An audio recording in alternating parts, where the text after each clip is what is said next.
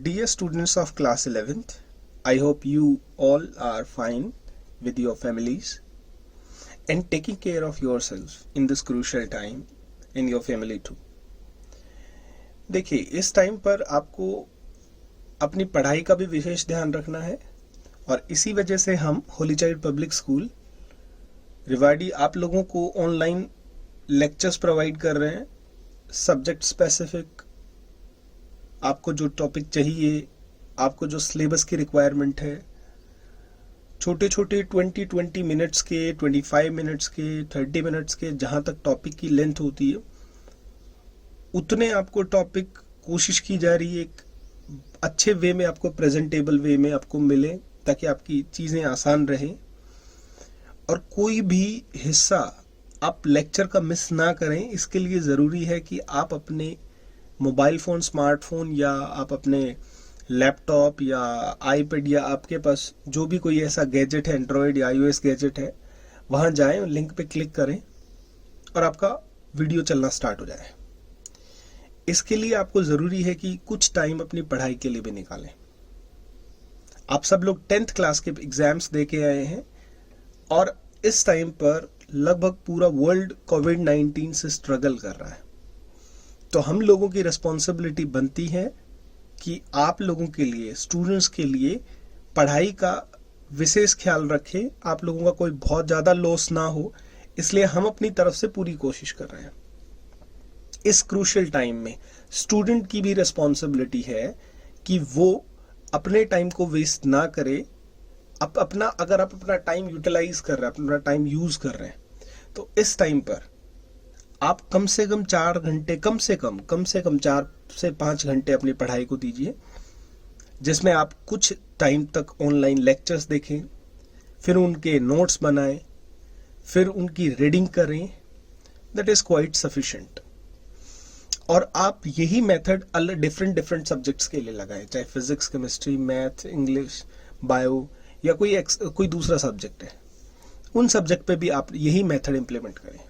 Because very soon ये जो इस तरह का टाइम जो चल रहा है, बहुत जल्दी, ये उम्मीद ऐसी की जा रही बहुत जल्दी ख़त्म हो जाएगा, ऐसे हम दुआएं भी कर रहे हैं और फिर से चीज़ें ट्रैक पे आ जाएंगी, फिर से चीज़ें वापस से कवर अप हो जाएंगी। इसलिए आप भी प्लीज़ इस चीज़ का विशेष ध्यान रखें कि अपना टाइम किसी कीमत पर वेस्ट ना करें। चाहे थोड़ा पढ़ें लेकिन ज़रूर पढ़ें, अपनी नोटबुक जरूर बनाएं, लेक्चर्स को देखें, तो उस टाइम पर अपने हेडफोन, ईयर प्लग्स जो भी आप लगाते हैं उनको लगाएं और फिर थोड़े से जहां थोड़ी डिस्टर्बेंस करने वाला ना हो वहां जाके उन लेक्चर्स को देखें। आपको जरूर बेनिफिट मिलेगा इन चीज़ों का। फिर भी अगर कोई प्रॉब्लम आती है तो आप लोगों को व्हाट्सएप नंबर प्रोवाइड करेंगे रिलेवेंट सब्जेक्ट टीचर्स के, आप उनके पास जाइए, उनसे व्हाट्सएप करिए, उनसे पूछिए, दे will definitely help you out. अब देखिए, आज हम बात करेंगे revision capsule of mathematical tools. देखिए, जैसे आपको बताया गया था, यूनिट नंबर 0 चल रही है आपकी, और आज हम उसी चैप्टर पे जो हम पढ़ चुके हैं उन्हीं टॉपिक्स के बारे में बात करेंगे ताकि आप वो लेक्चर्स कनेक्ट कर पाएं और हम आगे की कुछ हिस्सा भी डिस्कस करेंगे कि हमारा आगे का पोर्शन किस तरह से हम कैरी फॉरवर्ड करने वाले हैं। ओके, तो देखिए, जब हमने मैथमेटिकल टूल स्टार्ट किया था, बेसिकली द मैथमेटिकल टूल और the physics online classes will be divided in the 2 parts amongst 2 teachers.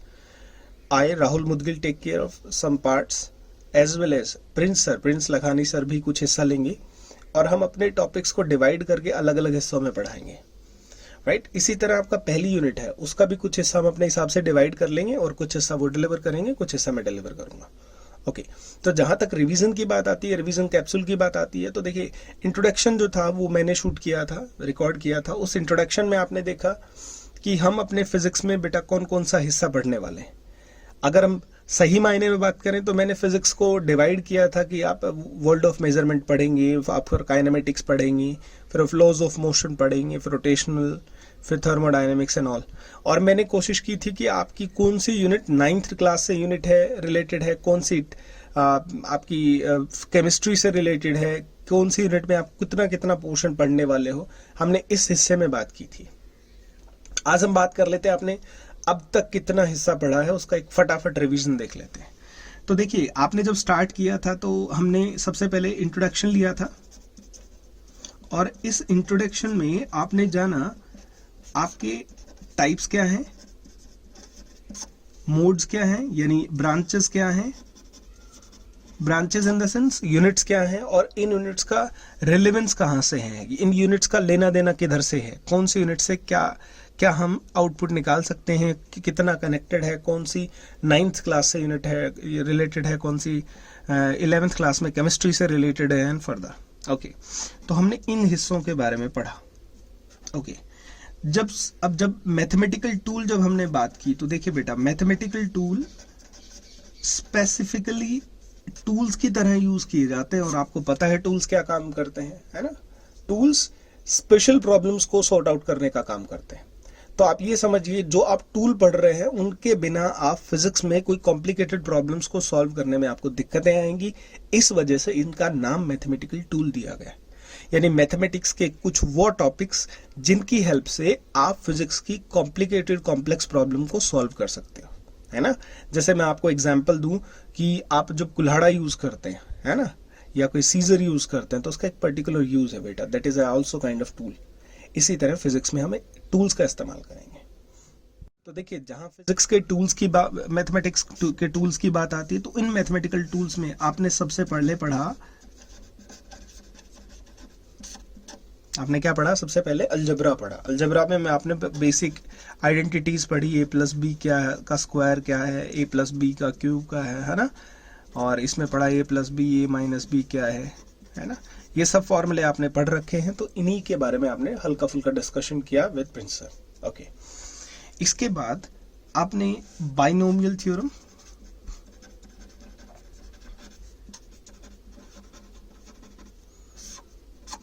देखिए बाइनोमियल थ्योरम का यूज किया जाता है। क्वेश्चन आता है क्यों किया जाता है सर। बाइनोमियल थ्योरम आपने पढ़ी फिजिक्स में, जब आप किसी डेरिवेशन के कॉम्प्लिकेटेड हिस्से में हो गए, है ना। आपने कभी न कभी हिस्सा पढ़ा होगा, पास्कल ट्राइंगल वाला हिस्सा मैथमेटिक्स में पढ़ा होगा। बेसिकली वहीं से बेसिक ओरिजिन है, बट हल्का फुल्का स्लाइट वेरिएशन है, थोड़ा चेंज है इसमें पावर्स की टर्म्स पे। वो जब आप चीज़ों को जाओगे कॉम्प्लिकेट, मतलब इन डेप्थ के साथ पढ़ोगे, तो चीज़ें और ज़्यादा आसान हो जाएंगी आप लोगों के लिए, ठीक है। तो बाइनोमियल थ्योरम का यूज क्यों है, देखिए, जब भी आपकी कोई कैलकुलेशंस एक्सट्रीम, यानी कोई बहुत फ्रैक्शनल कैलकुलेशन आ जाती हैं, उस हिस्से में आप बाइनोमियल थ्योरम का यूज करते हैं, और हम अपना मेथड लगा लेते हैं और सॉल्व कर लेते हैं। जैसे फॉर एग्जांपल, मैं आपको एग्जांपल दूं, तो यहां पर a प्लस बी की पावर x लिख दिया मान लो मैंने, है ना। और x एक ऐसी वैल्यू है जो कि ये समझ लीजिए आपके लिए बड़ी कॉम्प्लिकेटेड सी है, यानी आपने 6/7 ले लिया, 9/2 ले लिया, ऐसी कुछ वैल्यू है ना, बहुत एबनॉर्मल सी वैल्यू है, फ्रैक्शनल वैल्यू। तो बेटा बाइनोमियल में ना, जब हम एक्सपेंशन करते हैं, है ना, एनसीआर वाला पोर्शन नहीं बताऊंगा किस तरह से होती है, फैक्टोरियल कहाँ चलता है, वो चीजें नहीं बताएंगे, बस सिंपल वो चीजें बताऊंगा जहां फिजिक्स में यूज होता है। बेटा पावर को पड़ोसी के साथ ले आओ, बस। फिजिक्स में बाइनोमियल का इस्तेमाल सिर्फ इतना है कि पावर को, मैं हिंदी में लिख देता हूं, पावर को पड़ोसी के साथ शिफ्ट कर दो, बस। मतलब ये कि a प्लस बी की bx, a प्लस bx, इतना बाइनोमियल। देखिए, अभी फिर से मान लो कुछ बच्चे को लग रहा हो, सर ये क्या बता दिया आपने, ये कैसे कर लिया हमने, है ना। आप बाइनोमियल थ्योरम का सर का जाके एक बार लेक्चर चेक करें, वहां पर बहुत सारी चीजें उन्होंने बताई गई हैं। मैं आपको सिर्फ उतना बता रहा हूं जितना फिजिक्स में पढ़ेंगे। बेटा मैं पावर का एक्सपेंशन नहीं बता रहा, पावर बढ़ रही है, टर्म्स घट रही हैं, पावर से मल्टीप्लाई, वो नहीं कर रहा। मैंने सिर्फ इतना बताया कि जब हम फिजिक्स में पढ़ेंगे तो इतना हिस्सा पढ़ेंगे, क्या, a प्लस बी की पावर x, मतलब पावर को कहाँ ले आएंगे हम, पावर को पड़ोसी के साथ मल्टीप्लाई कर देंगे, बस, है ना। जैसे मान लो 1 प्लस एक्स की पावर n दिख गया आपको, है ना, तो 1 प्लस nx पढ़ेंगे, सिर्फ इतना।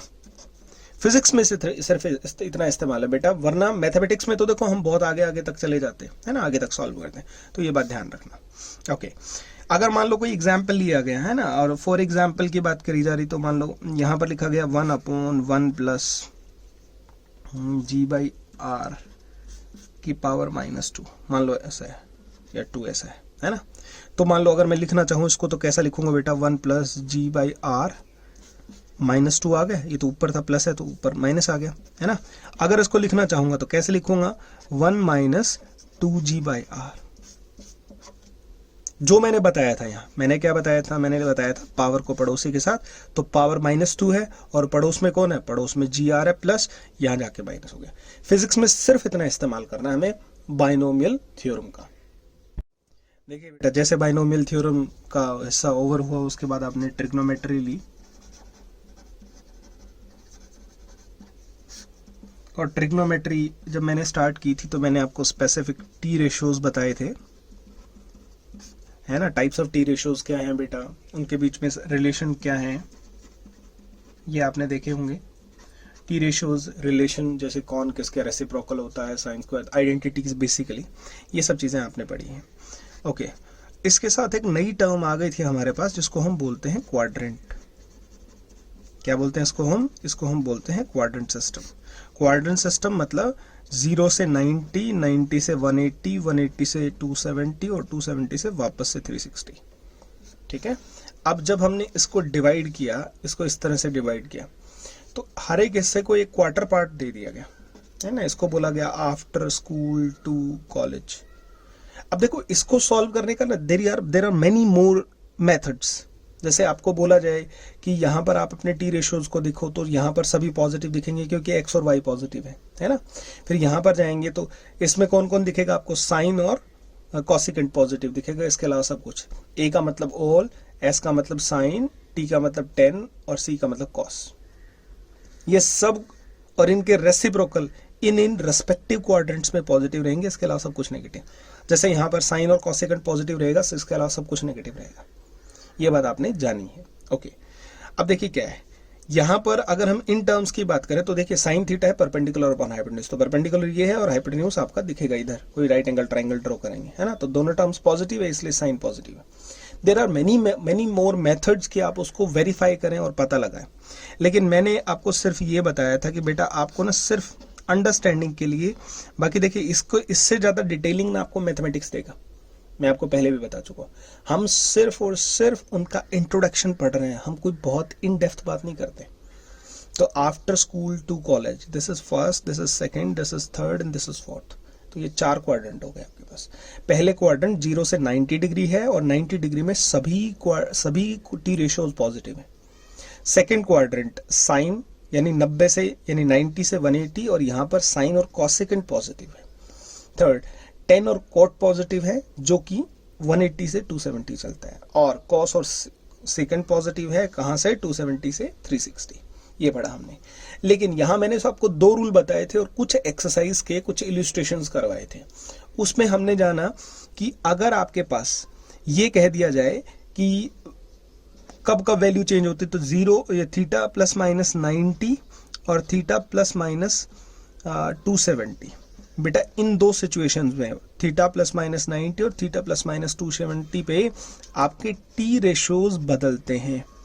और टी रेशियोज बदलते कैसे हैं, साइन किस में चेंज होता है, साइन थीटा कॉस थीटा में, है ना। कॉस किस में चेंज होता है, साइन में। और इसी तरह से मेनी मोर आपके पास रिजल्ट्स दिए गए हैं, उनका कन्वर्जन भी हमने बताया है कि किस तरह से कन्वर्ट होते हैं। फिर ये ट्रिग्नोमेट्री का क्वाड्रेंट आपको कैसे हेल्प करता है। जैसे आपको मान लो ये लिखना है कि 150 की वैल्यू क्या है, तो आपने निकाली होगी वहाँ, है ना। अगर आपको कह दिया जाए कॉसेकेंट 120 की डिग्री की वैल्यू क्या है, तो आप उससे निकाल सकते हैं 90 प्लस माइनस थीटा पुट करके, है ना। तो उन रूल्स को एक बार जाके देखे बेटा, बहुत इंपॉर्टेंट कंटेंट है ये। यहाँ तक जहाँ आपने क्वाड्रेंट सिस्टम पढ़ा है या जिन बच्चों ने पढ़ रखा है, दैट इज वेरी गुड। देखिए बेटा, इसके बाद आपने जाना एंगल क्या है। एंगल एक्चुअली किन्हीं एक ट्राइंगल लिया हमने, ट्राइंगल को फिर डिफाइन किया, फिर वहाँ पर एंगल लिया, और एंगल को हम अर्लियर डिग्री में मेजर करते थे। इसके बाद ये सबसे इंपॉर्टेंट पार्ट रहे जहाँ हमने डिग्री, रेडियन और मिनट्स के बारे में पढ़ा, है ना। 1 degree is equal to pi by 180 radian, या आपने ये भी देखा 180 degree is equal to pi radian, है ना। फिर आपने देखा 1 डिग्री किसके बराबर है, पाई बाय 180 रेडियन।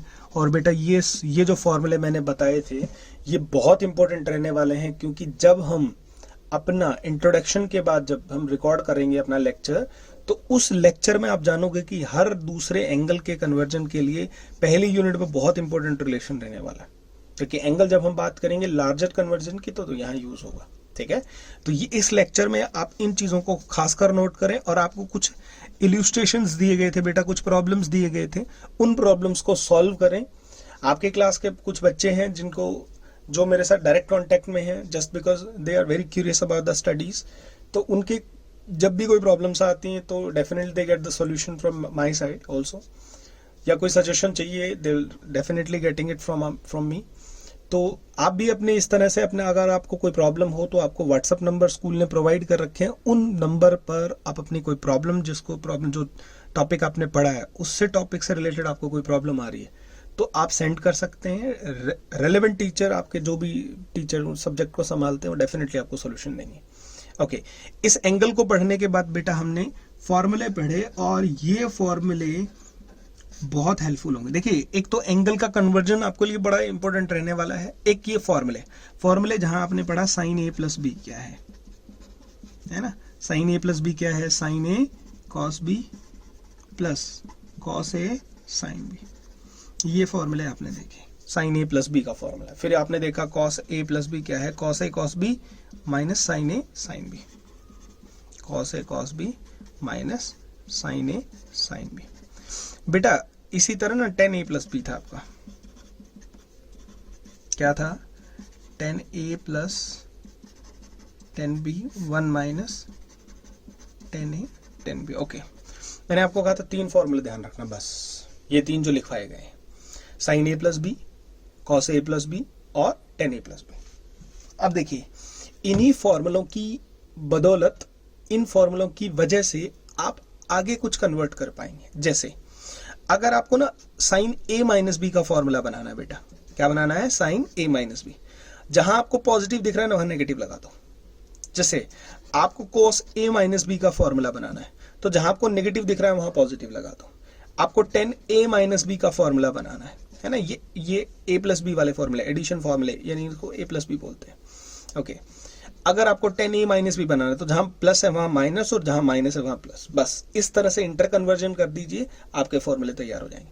बस ये सिर्फ ये जो 3 फॉर्मूले लिखे हैं मैंने, इन 3 फॉर्मूलों की ध्यान रखना, इनकी मदद ले लेना बस, ठीक है। अब हमारे पास ना 2a का फॉर्मूला आता है। अब देखिए, हमारे पास ना 2a का फॉर्मूला आता है और उस 2a का फॉर्मूले में हम क्या करते हैं, सिर्फ एक ही काम करना है, फॉर 2a आपको जहां a था वहां b लिख देना, या आप b को a लिख दें। और यहां पर देखो मैं कन्वर्ट करके दिखा देता हूं, यही चीजें मैंने आपको एक्सरसाइज में भी दी थी और ये भी कहा था बेटा कि आप एज ए प्रैक्टिस यूज करना और अपनी नोटबुक में उसको लिख लेना। तो देखिए, जहां साइन a प्लस बी लिखा हुआ, वहां मैंने क्या किया, मैंने b की जगह a लिख दिया, तो मैं क्या लिख पाऊंगा इसको, साइन a प्लस a, जहां आपको b दिख रहा है वहां a लिख दो, साइन a कॉस b की जगह क्या लिखूंगा, cos a plus cos a तो है ही ठीक, साइन b की जगह क्या लिखूंगा, साइन a।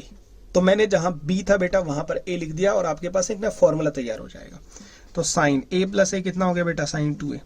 तो sine a cos a plus cos a sine a, ये क्या लिख दूं, 2 साइन a कॉस a। इस तरह से आपके ट्रांसफॉर्मेशन। लेकिन ये फॉर्मूला ना a प्लस b में ही रखना, यहां रखोगे तो गलत हो जाएगा, यहां का रखोगे तो क्या होगा, यहाँ a माइनस है तो 0 हो जाएगा, तो वैलिड ही नहीं होगा, है ना। तो एडिशन वाले फॉर्मूले में b is equal to a रखोगे तो आपके पास बहुत आराम से सॉल्यूशन या फॉर्मूला बन जाएगा और ये फॉर्मूला आपकी मदद करेंगे, स्पेशली ये फॉर्मूला। और ये फॉर्मूला बहुत काम की चीज है, साइन a प्लस बी वाला और साइन 2a वाला फॉर्मूला है, वो आपको लगभग जब आप वेक्टर पढ़ोगे तो वेक्टर में आपकी बहुत मदद करेगा ये फॉर्मूला, ठीक है। अब इसी तरह बेटा आपको मैंने एक्सरसाइज में दिया होगा शायद, cos 2a का फॉर्मूला कैसे बनता है ना, tan 2a का फॉर्मूला कैसे बनता है। एक्चुअली क्या है, इन फॉर्मूलों को बेटा रटना नहीं है, इसलिए मैं आपको एक्सरसाइज दे रहा था, इसलिए मैंने कहा था सिर्फ इन 2-3 फॉर्मूलों को ध्यान रखना है और इनको प्रैक्टिस में लेके आना है। और सभी फॉर्मूले ना इन्हीं 3 फॉर्मूले से निकले। जैसे अगर मैं माइनस की बात करूं तो बेटा क्या हुआ है, देखो यहाँ जब प्लस था ना वहां माइनस के साथ फॉर्मूला बना लेंगे आप, ठीक है, जहां प्लस था वहां माइनस बन जाएगा। फिर अगर आपको 2a का फॉर्मूला ट्रांसफॉर्म करना है तो आप क्या लिखोगे, a प्लस a, यानी b की जगह a रखोगे और फॉर्मूला बन जाएगा। इसके बाद मैंने आपको शायद बताया भी था कि बेटा साइन a प्लस बी और sine a plus sine b दोनों चीजें अलग अलग है ना। जहां मैंने a की वैल्यू 60 डिग्री यूज की थी और b की वैल्यू 30 डिग्री यूज की थी। तो बेटा यहां भी पुट करके देखें, और नहीं तो अगर आपको फिर भी कोई दिक्कत आई तो यही एग्जाम्पल मैंने अपने उस वीडियो में भी यूज किया है जहां मैंने ट्रिग्नोमेट्री का ये फॉर्मूला या ये कंटेंट डिफाइन किया था। ओके, इसके बाद आपने एक फॉर्मूला दिखा sine C plus sine D. इस फॉर्मूले का नाम, इनको नाम बोला जाता है ट्रांसफॉर्मेशन फॉर्मूला। क्या बोला जाता है इसको? Transformation formula. अब इसके ट्रांसफॉर्मेशन कैसे यूज किया जाता है? देखो, आपने a प्लस बी को c रखा और a माइनस बी को d रखा। तो a आपका जब इनको दोनों को सब्ट्रैक्ट और ऐड करोगे तो a is equal to C plus D by two और b is equal to C minus D by two आ जाएगा। ठीक है, अब बेटा आपको क्या करना है, a प्लस बी और c माइनस डी, इन दोनों को इक्वेशंस को एक बार घटा लेना, एक बार जोड़ लेना। तो जहां साइन c प्लस डी का फॉर्मूला बन जाएगा, जैसे आपको sine c plus sine D का फॉर्मूला बनाना है ना, तो आप क्या करोगे, साइन a प्लस बी क्या बनेगा, साइन c बन जाएगा, और साइन a माइनस बी क्या बनेगा, d बन जाएगा। तो आपको क्या करना है, दोनों फॉर्मूलों को ऐड करना है। तो साइन a प्लस बी का फॉर्मूला होगा देखो, और इसी तरह क्या होगा बेटा, साइन a माइनस बी। इन दोनों फॉर्मूलों को जोड़ लेना है।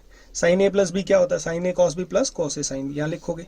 ठीक है, साइन a माइनस बी क्या लिखोगे, cos a cos B minus sine a sine B, इन दोनों को लिखोगे और इन दोनों को ऐड कर दोगे, एक टर्म कट जाएगी, दूसरी टर्म में a प्लस बी की जगह c रखोगे, a माइनस बी की जगह d रखोगे, a is equal to C plus D by two और b is equal to C minus D by two. ये भी मैंने आपको एक्सरसाइज दी थी, जो मेथड बताए गए उन मेथड्स को आपने यूज किया होगा। देखिए बेटा, इसके बाद आपने ग्राफ पढ़े होंगे, और जब ग्राफ जो लेक्चर था वो प्रिंस सर ने डिलीवर किया था, उस लेक्चर में आपने जाना कि किन्हीं दो फिजिकल क्वांटिटीज के बीच में वेरिएशन क्या है। वेरिएशन समझते हैं, वाई एक्सिस और एक्स एक्सिस में क्या बिहेवियर है, क्या रिलेशन है, क्या एक दूसरे के साथ सीधे बढ़ते हैं, क्या डायरेक्टली बढ़ते हैं, क्या इनडायरेक्टली बढ़ते हैं, है ना। जैसे आप जब क्रिकेट में, छोटा सा एग्जांपल देता हूं मैं, जैसे जब आप क्रिकेट मैच देखते हो तो उस क्रिकेट मैच में आप क्या देखते हो बेटा, कुछ इस तरह से, कुछ इस तरह से, कुछ इस तरह से ऐसा आता है। इधर होती हैं बॉल्स और इधर होते हैं रन्स, और आपको पता लगता है पहली बॉल पर मान लो 6 रन लिए हैं, दूसरी बॉल पर 4 रन लिए हैं, तीसरी बॉल कोई ऐसे नीचे भी आ जाएगा कि तीसरी बॉल तो रन ही नहीं लिए, कुछ इस तरह से। तो बेसिकली वो रन्स और बॉल्स का बिहेवियर है। हालांकि आपने 10th क्लास में बहुत अच्छे से पढ़ा होगा उन चीजों को, लेकिन यहाँ पर एक टेक्निकल टर्म आ गई स्लोप। स्लोप को हम tan थीटा पढ़ते हैं। tan theta is perpendicular upon base, this is y and this is x, तो y अपॉन x आ गया, है ना। तो m इज इक्वल टू क्या बन गया बेटा, y बाई एक्स बन गया। ठीक है, तो हमने, या इसको क्या बोल दिया हमने, tan थीटा बोल दिया हमने, है ना। तो y इज इक्वल टू क्या लिखा हमने, mx लिखा, है ना। फिर y is equal to mx कब लिखा, जब ये ओरिजिन से स्टार्ट हुआ है, यानी यहाँ से। अब आपने देखा कोई इक्वेशन ना यहाँ से स्टार्ट हो गई, है ना, थोड़ा ऊपर से स्टार्ट होगी, तो आपने लिखा इसको y is equal to mx plus C, जहाँ c की वैल्यू कौन है, c एक कांस्टेंट है, कांस्टेंट है, ये ग्राफ एग्जैक्टली थोड़ा सा ऊपर से स्टार्ट हो रहा है। ठीक है, या कोई ग्राफ मान लो यहाँ से स्टार्ट होगा तो y is equal to minus mx minus C पढ़ लिया आपने। इसी तरह से कोई रेक्टेंगुलर हाइपरबोला है, कोई ग्राफ डायरेक्टली बढ़ रहा है, कोई इनडायरेक्टली बढ़ रहा है, इसके बारे में आपने डिस्कशन किया। देखिए बेटा, जो आपने ग्राफ पढ़े हैं अभी मैथमेटिकल टूल में, उन्हीं ग्राफ्स का यूज काइनेमेटिक्स में बहुत अच्छे से होने वाला है। काइनेमेटिक्स सेकंड चैप्टर है, वो चैप्टर जो आपने रेस्ट मोशन वाला चैप्टर है, जो 9th में पढ़ा है आपने, है ना, जहां इक्वेशन ऑफ मोशन आपने पढ़ी होंगे आई होप 9th क्लास में। कोई ऑब्जेक्ट है वो टावर से गिर गया तो कितनी देर में पहुंचा, कितनी स्पीड से पहुंचा, है ना, इस तरह का क्वेश्चंस आपने करें। उसी तरह का बिहेवियर, उसी तरह के कंसेप्ट आप ग्राफ के केस में पढ़ोगे जब आप पढ़ोगे काइनेमेटिक्स। तो ग्राफ भी अच्छा इंपॉर्टेंट टॉपिक रहने वाला है। देखिए, हम सिर्फ उतना कंटेंट ही एक्सप्लेन कर रहे हैं जितना आपका टूल्स मैथमेटिक्स में एज अ टूल यूज होंगे, है ना। हम डिटेलिंग में नहीं बात करेंगे, अदरवाइज ग्राफ्स की बहुत तगड़ी अच्छी इंटरप्रिटेशन कर सकते हैं आप। ओके, इसके बाद ग्राफ जब आपने पढ़ लिए तो उसके बाद आपका ना इंटीग्रेशन और डिफरेंशिएशन आएगा, जिसको हम कैलकुलस बोलते हैं। क्या बोलते हैं जिसको, कैलकुलस। और आजकल आपका डिफरेंशिएशन चल रहा है। क्या चल रहा है आजकल, डिफरेंशिएशन के बेसिक्स चल रहे हैं, और प्रिंस सर पढ़ा रहे हैं इनको, है ना, जिसमें आप सीख रहे हो कि चीज़ों का डिफरेंशिएशन, चीज़ों को घटाया या चेंज कैसे किया जाता है या वेरी कैसे किया जाता है। बस मैं अपनी तरफ एक छोटा सा एग्जांपल ऐड करूंगा, वो लेक्चर कंटिन्यू रहेंगे, आप देखेंगे प्रिंस सर के साथ डिफरेंशिएशन कैसे करते हैं, इंटीग्रेशन कैसे करते हैं, वो कुछ बेसिक फॉर्मूले बताएंगे बेटा, उनको अपनी नोटबुक में नोट कर लेना अच्छे से। ओके, अब क्वेश्चन आता है डिफरेंशिएशन एग्जैक्ट है क्या। एक छोटा सा मेरी तरफ से इनपुट है। देखिए, जब आप कोई अपना मकान तैयार करते हैं या गिराते हैं, किसी चीज को सबसे छोटे से छोटा कम करते हैं, उसको डिफरेंशिएट करना कहते हैं। है ना। जैसे फॉर एग्जाम्पल आपके पास ना एक पोटैटो है, एक आलू है, और आपको ना उसके ना छोटे छोटे स्लाइसेस बनाने, वेफर्स बनाने, आपको चिप्स बनाने, तो आप क्या करोगे बेटा, उसके छोटे छोटे टुकड़े कर दोगे ना, और एक टुकड़ा जो होगा ना, एक स्लाइस होगा, एक वेफर होगा, एक चिप होगा, है ना, जो आप चिप्स खाते हैं कोई XYZ कंपनी के, वो डिफरेंशिएशन कहलाता है। डिफरेंशिएशन किसका? डिफरेंशिएशन पोटैटो का।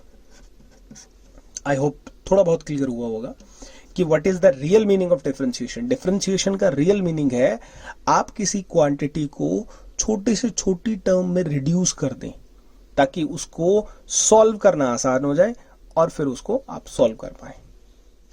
इसी तरह बेटा डिफरेंशिएशन का दूसरा एग्जांपल देखिए, जब आप अपना मान लो कोई बहुत बिल्डिंग बड़ी खड़ी हुई है ना, तो बिल्डिंग की सबसे छोटी ब्लॉक यूनिट क्या है? थिंक, सोचिए। आपकी जो पूरी बिल्डिंग है वो एक छोटी सी ईंट के रिपीटेशन से बनी है।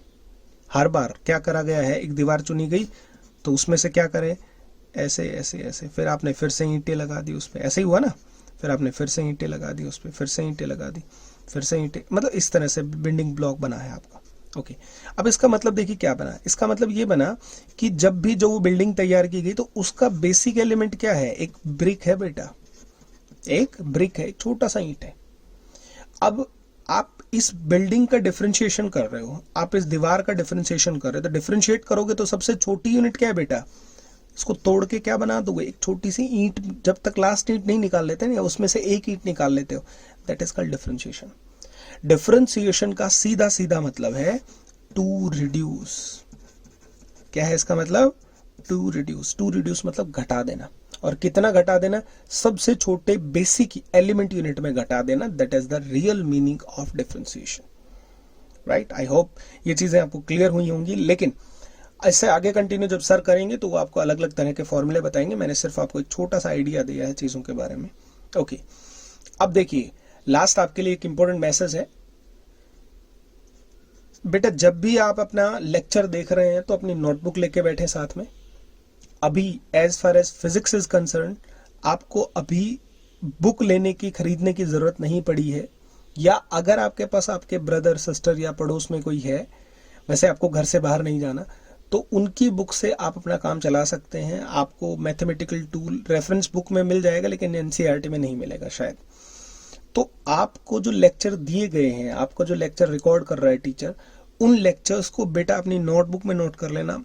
मैं आपको मेरी तरफ से सजेशन ये है कि आप उन लेक्चर्स को चाहे अपनी लैंग्वेज में ही लिख लें, लेकिन लिख लें आप उसको, जैसे टीचर जो बोल रहा है वो भी इंपॉर्टेंट पॉइंट्स है बेटा, है ना। तो अभी के लिए सिर्फ ये है कि आप अपनी नोटबुक बनाएं, डेली जो आपके लिए वीडियो आ रहे हैं उन वीडियोस के नोट बनाएं अच्छे से। उन नोट्स के अंदर जो इल्यूस्ट्रेशंस टीचर ने दी है, कोई एक्सरसाइज दी है, कोई क्वेश्चंस दी है, उन क्वेश्चंस को सॉल्व करें और टाइमली सॉल्व करें। कोई प्रॉब्लम आती है तो अपने टीचर से पूछें। बुक अगर आपके पास है अवेलेबल, दैट्स वेरी गुड। अगर नहीं है तो आप उसको ऑनलाइन जाके कंटेंट को ब्राउज कर सकते हैं। एनसीईआरटी के ऑफिशियल साइट पे जाएं, वहाँ बुक मिल जाएगी आपको, उस बुक को देख सकते हैं, डाउनलोड कर सकते हैं, रीड कर सकते हैं।